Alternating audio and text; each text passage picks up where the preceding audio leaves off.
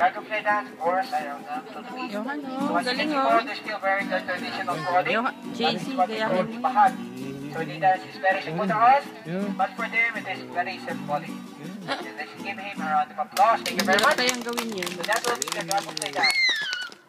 So second dance is what they call the monkey dance, or sayaw ng unggoy.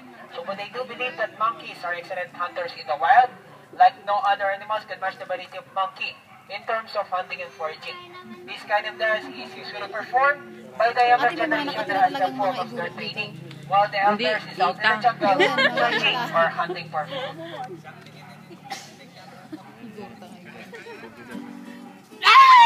Oh my gosh! Kala ko mangangain. Oh, yay! Oh, galing, oh. Wala pa rin natin play-up niya. So, the last and final dance is no longer a form of an animal dance. Rather, it's a war dance. So, whenever misunderstanding arises between tribes, they usually send the young men in to fight against other tribes.